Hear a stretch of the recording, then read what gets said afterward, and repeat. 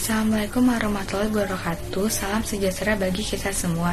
Sebelumnya kami ingin mengucapkan terima kasih kepada Ibu Mima Nisma selaku dosen pengampu mata kuliah Ilmu Kealaman Dasar di Universitas Indraprasta PGRI Jakarta. Salah satu manfaat mempelajari ilmu kealaman dasar ialah memberi wawasan kepada mahasiswa tentang konsep-konsep alam agar dapat peka dan tanggap terhadap masalah-masalah alam yang ada di sekitarnya. Maka dari itu, kami kelompok 11 ingin menjelaskan tentang pengelolaan sumber daya alam dan lingkungannya yang akan dibahas oleh dua rekan saya. Sebelumnya, kami akan memperkenalkan diri satu persatu. Perkenalkan, nama saya Desri Salsabila dari NPM 202214500158. Saya Nal Puspitasari dengan NPM 202214500148. Nama saya Nuzulfa Maulida, NPM 202214500163. Dari perkenalan, kita mau nyampein materi tentang pengelolaan sumber daya alam dan lingkungan. Yang pertama, ada konsep pengelolaan sumber daya alam dan lingkungan. Yang kedua, permasalahan kependudukan terkait dengan lingkungan hidup. Yang ketiga, landasan hukum, prinsip, dan upaya konservasi sumber daya alam di Indonesia. Yang keempat, pengelolaan sumber daya alam di negara lain. Yang kelima, studi kasus. Pembahasan yang pertama mengenai konsep pengelolaan sumber daya alam dan lingkungan. Sumber daya alam sendiri merupakan unsur lingkungan yang terdiri atas sumber daya alam hayati, sumber daya alam non-hayati, dan sumber daya buatan. Ketiganya merupakan salah satu aset yang dapat dimanfaatkan untuk memenuhi kebutuhan hidup manusia. Dalam memanfaatkan sumber daya alam, manusia perlu berdasar pada prinsip ekofisien, yang artinya tidak merusak ekosistem. Pengambilan secara efisien dalam memikirkan kelanjutan sumber daya manusia. Pengelolaan sumber daya alam harus berdasarkan prinsip-prinsip berwawasan lingkungan dan berkelanjutan. Berwawasan lingkungan artinya mempertimbangkan kelestarian dan jangan sampai menimbulkan dampak negatif bagi lingkungan. Cara menggunakan sumber daya alam yang dapat dipertanggungjawabkan oleh manusia adalah sebagai berikut. Yang pertama, selektif. Selektif yaitu memilih, menggunakan, dan mengusahakan sumber daya alam dengan sungguh-sungguh untuk kepentingan keberlangsungan kehidupan. Yang kedua, menjaga kelestarian. Untuk memanfaatkan sumber daya alam, diperlukan teknologi maju dan canggih sehingga memungkinkan terpelihara kelestariannya. Ketiga, perlunya penghematan sumber daya alam atau mengurangi bahaya eksploitasi besar-besaran terhadap pemakaian sumber daya alam agar tidak rusak dan punah. Yang keempat, perlu adanya pembaharuan sumber daya alam hayati, seperti reboisasi, mengembangbiakan flora dan fauna secara modern, penanaman ladang secara bergilir, dan pengolahan tanah pertanian lahan basah dan lahan kering. Lingkungan hidup. Menurut Undang-Undang Republik Indonesia Nomor 32 Tahun 2009 tentang Perlindungan dan Pengelolaan Lingkungan Hidup. Lingkungan hidup adalah kesatuan ruang dengan semua benda, daya, keadaan, dan makhluk hidup termasuk manusia dan perilakunya yang mempengaruhi alam itu sendiri, kelangsungan kehidupan dan kesejahteraan manusia serta makhluk hidup lainnya. Menurut Undang-Undang Nomor 4 Tahun 1982, pengelolaan lingkungan hidup adalah upaya terpadu dalam pemanfaatan, penataan, pemeliharaan, pengawasan, pengendalian, dan pengembangan lingkungan hidup. Macam-macam sumber daya alam. Macam-macam sumber daya alam dapat dibedakan berdasarkan sifat, potensi, dan jenisnya. Berdasarkan sifatnya, macam-macam sumber daya alam terbagi menjadi 3, yaitu sumber daya alam yang terbarukan atau renewable, misalnya hewan, tumbuhan, mikroba, air, dan tanah. Disebut terbarukan karena dapat melakukan reproduksi dan memiliki daya regenerasi pulih kembali. Yang kedua, sumber daya alam yang tidak terbarukan atau non-renewable. Misalnya minyak tanah, gas bumi, batu tiara, dan bahan tambang lainnya. Yang terakhir, sumber daya alam yang tidak habis. Misalnya udara, matahari, energi pasang surut, dan energi laut. Berdasarkan potensinya, macam-macam sumber daya alam juga terbagi menjadi 3, yaitu sumber daya alam materi, yang merupakan sumber daya alam yang dimanfaatkan dalam bentuk fisiknya. Contohnya, batu, besi, emas, kayu, serat kapas, rosella, dan sebagainya. Yang kedua, sumber daya alam energi, yang artinya sumber daya alam yang dimanfaatkan energinya. Misalnya batu bara, minyak bumi, gas bumi, air terjun, sinar matahari, energi pasang surut laut, kincir angin, dan lain-lain. Dan yang ketiga, sumber daya alam ruang, yang merupakan sumber daya alam yang berupa ruang atau tempat hidup, misalnya area tanah atau daratan dan angkasa. Yang terakhir, macam-macam sumber daya alam yang berdasarkan jenisnya ada 2, yaitu sumber daya alam non-hayati atau abiotik. Disebut juga sumber daya alam fisik, yaitu sumber daya alam yang berupa benda-benda mati. Contohnya bahan tambang, tanah, air, dan kincir angin. Dan yang kedua, sumber daya alam hayati atau biotik, merupakan sumber daya alam yang merupakan makhluk hidup, misalnya hewan, tumbuhan, mikroba, dan manusia. Permasalahan kependudukan terkait dengan lingkungan hidup.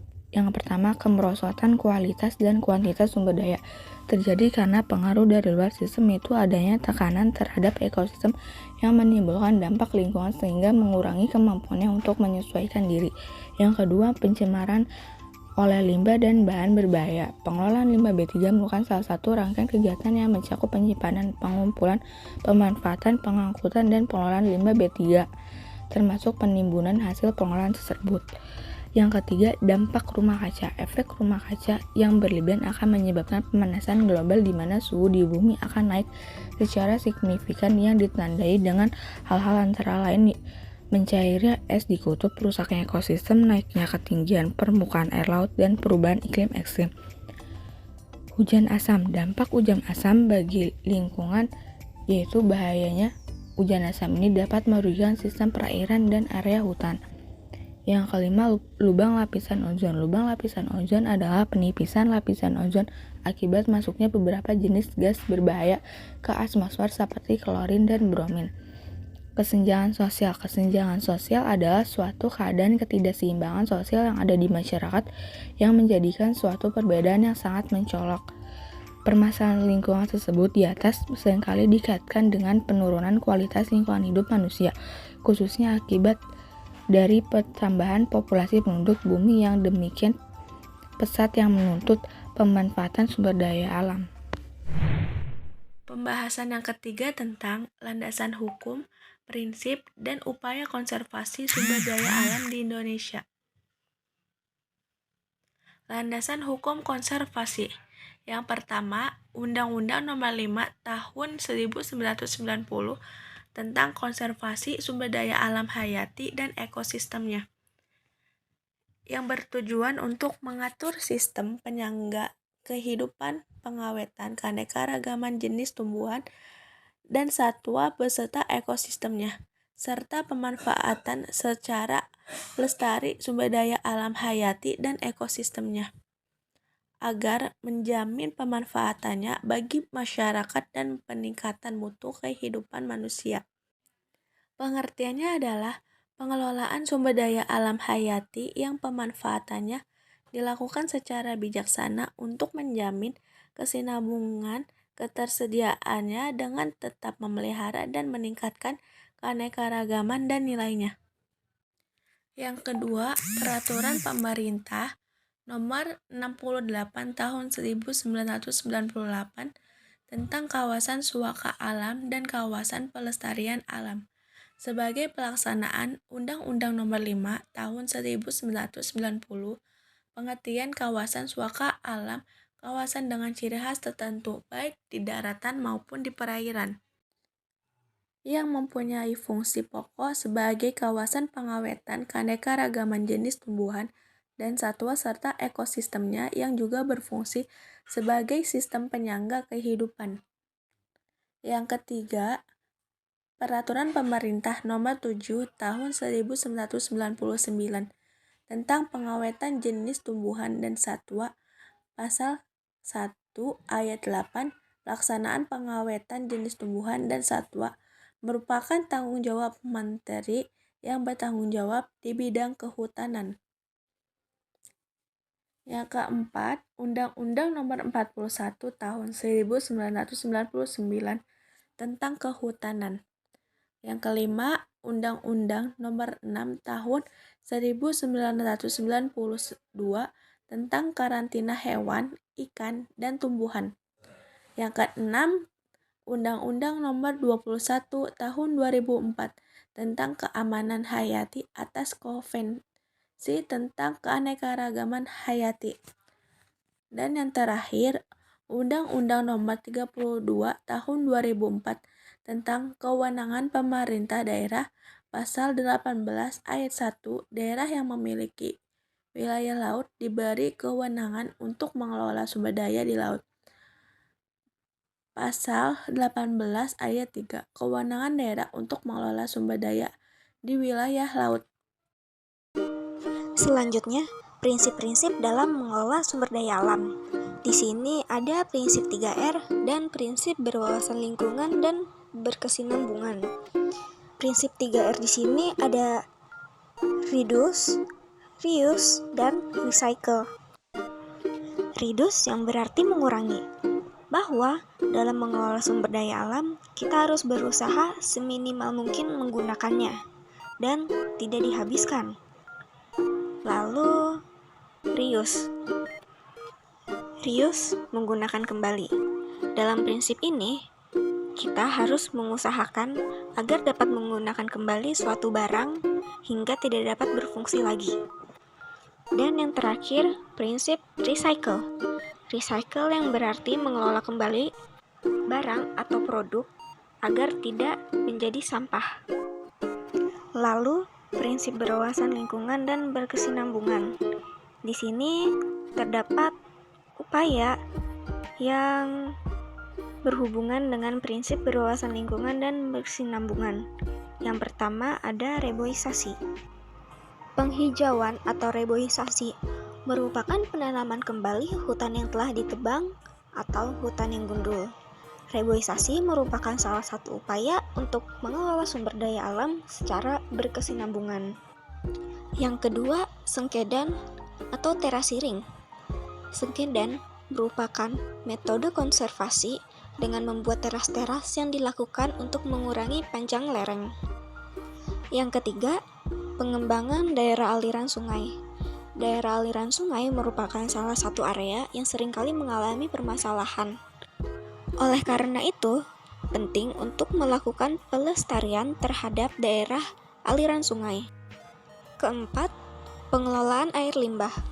Limbah sendiri dapat merusak lingkungan. Oleh karena itu, pembangunan yang berkelanjutan akan memperhatikan pengelolaan limbah agar tidak merusak lingkungan. Dan yang terakhir, penertiban pembuangan sampah. Upaya konservasi sumber daya alam di Indonesia. Yang pertama, melindungi dan menjaga daerah tangkapan hujan di kawasan pegunungan agar selalu terjadi kesediaan air. Yang kedua, meningkatkan resapan air tanah untuk mengulangi sumur resapan dan pembukaan lahan. Yang ketiga, mengatur penggunaan air agar tidak terlalu berlebihan sehingga mengurangi persediaan air. Yang terakhir, pencegahan pembuangan air limbah ke laut dan sungai. Pembahasan keempat tentang pengelolaan sumber daya alam di negara lain. Yang pertama di negara Malaysia. Malaysia merupakan negara yang masih serumpun dengan negara Indonesia. Hal ini dibuktikan dengan kondisi geografis yang hampir sama dan potensi sumber daya alam yang dimilikinya pun hampir serupa dengan negara kita. Dan yang kedua, negara Brunei Darussalam. Negara yang terletak di ujung pulau Kalimantan ini memiliki sumber daya alam juga, yaitu pada sektor pertambangan yang memiliki minyak bumi dan gas alam. Brunei mampu memproduksi 180.000 barel minyak setiap harinya, hingga dibangun monumen Millions Barrel di pantai Seria untuk memperingati jumlah 1 miliar ton minyak yang telah diproduksi negara ini. Pengelolaan sumber daya alam di negara lain, contohnya Kamboja. Kamboja memiliki potensi sumber daya alam yang hampir sama dengan negara tetangganya, yaitu bidang pertanian yang memiliki karet, beras, kayu, hingga ubi-ubian. Sektor pertambangan negara Kamboja ini pun cukup banyak, yaitu memiliki gas alam, minyak bumi, dan batu permata berupa safir dan rubi. Myanmar. Myanmar merupakan negara yang kaya akan sumber daya tambangnya, yaitu berupa tembaga, emas, timah, seng, perak, batu permata, gas alam, dan nikel. Batu giok sendiri merupakan salah satu primadona dari negara Myanmar loh. Nah, tidak hanya pertambangan, sektor pertanian Myanmar juga banyak, seperti beras, kacang-kacangan, dan karet. Studi kasus. Studi kasus di sini kami mengambil studi kasus air bersih di Umbulan, Pasuruan.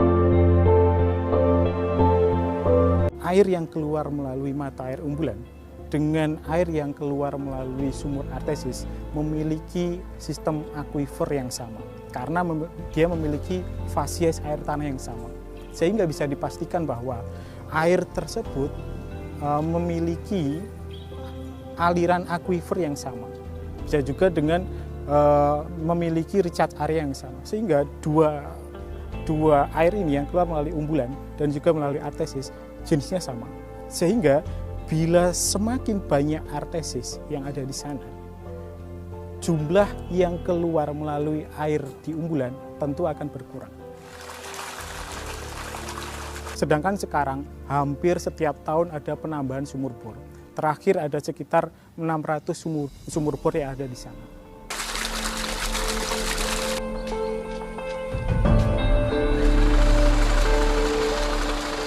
Sumur artesis itu belum bisa digunakan secara efisien maupun efektif. Dalam artian di sini selama 24 jam air itu keluar, yang kemudian belum tentu digunakan misalkan untuk irigasi. Peruntukan sumur ini adalah untuk irigasi, misalnya untuk mengairi sawah. Setelah pengairan sawah selesai, kemudian air itu juga tidak ditutup tetapi meluber. Jadi tidak adanya kontrol air setiap hari tanpa ada kontrol tentu akan sangat merugikan untuk generasi yang akan datang.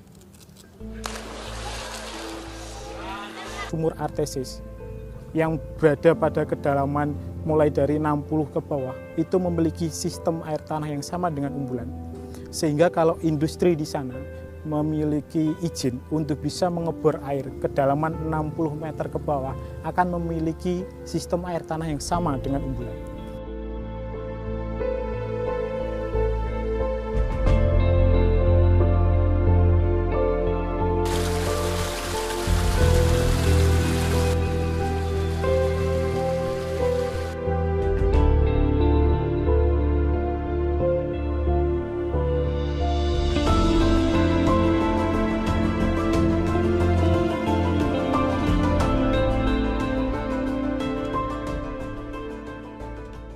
Setelah melakukan pendekatan-pendekatan, kita melakukan upaya untuk negosiasi untuk dalam satu kawasan itu kita tutup, misalkan dalam satu wilayah tertentu ada beberapa titik, 1 atau 2, 3 sumur, nah itu yang kita tutup, kemudian kita melakukan istilahnya kompensasi, kita bangunkan sumur-sumur yang lebih proper, artinya di sana lebih terkontrol. Ada meteran airnya, kemudian ada klubnya, kalau misalkan mereka tidak dipakai bisa ditutup, artinya air yang keluar itu tidak 24 jam keluar secara terus-menerus. Kalau kita memang berkeinginan untuk menjaga cadangan air tanah di sana, yang harus kita manage sekarang adalah bagaimana penggunaan sumur artesis. Yang sekarang perlu segera dilakukan adalah pendataan. Berapa jumlah sumur artesis yang ada di sana dan juga berapa debitnya yang keluar di sana itu berapa. Kemudian setelah itu warga bukan bermaksud untuk mempersulit, tetapi ini diperlukan untuk anak cucu kita ke depan bahwa setiap adanya pembuatan sumur artesis baru perlu adanya pendataan. Perlu adanya pendataan. Berapakah kedalamannya, berapa air yang diambil dan peruntukannya untuk apa. Walaupun yang kedua yang harus kita lakukan adalah memaintain bagaimana recharge area yang menjadi suplai air di umbulan dan artesis di sekitar. Dari pembahasan yang sudah kami sampaikan, dapat disimpulkan sumber daya alam merupakan semua komponen yang ada di alam sekitar yang dapat dimanfaatkan untuk berbagai kepentingan dan kebutuhan hidup manusia agar dapat bertahan hidup dan lebih sejahtera. Bila sumber daya alam rusak atau musnah, kehidupan dapat terganggu. Oleh karena itu, sudah menjadi tanggung jawab manusia untuk menjaga dan merawat lingkungan alam dengan sebaik mungkin agar sumber daya alam yang ada di muka bumi tidak akan habis.